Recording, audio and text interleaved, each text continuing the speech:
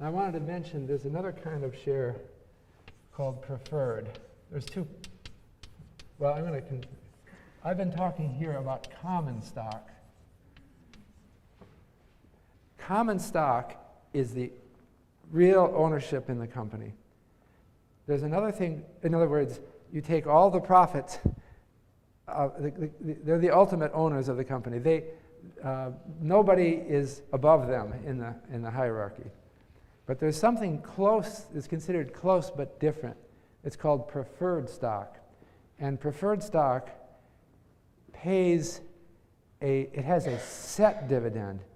Instead, and but the contract says that the dividend is so many dollars per year. And the board doesn't have to pay it. But if they cannot, typically the contract says, they cannot pay a dividend to the common shareholders until all the dividends to the preferred shareholders are paid up. And the preferred shareholders typically don't have a vote. Okay? So this is it. So you could buy preferred stock in some company, and then you would know exactly what your dividend. Usually they just pay a dividend. It's like owning a bond. And it's always the same amount. So you're not betting on the company doing better or worse, generally. But if it does badly, you might lose your dividend for a while. If the company goes bankrupt, well, then you're out. But if the company starts doing well again, they've got to go back and make up for all the dividends they missed.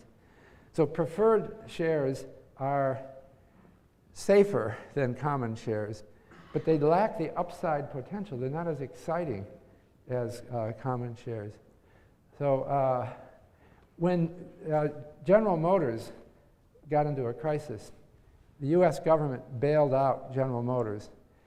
What they did was to buy preferred shares in General Motors. So the US government was a preferred stockholder in General Motors. Why did the US government do that? Why did they buy preferred shares rather than common? Well, they now do have common shares as well. I think the government wanted to not be a stockholder, not to be a voter in GM. They wanted to keep their distance because this is America, it's a capitalist country. If the US bought common shares in General Motors, it's like nationalizing the company, right? The government would be on the board, they would have the votes. They just didn't want to go that far, so they bought preferred shares in General Motors.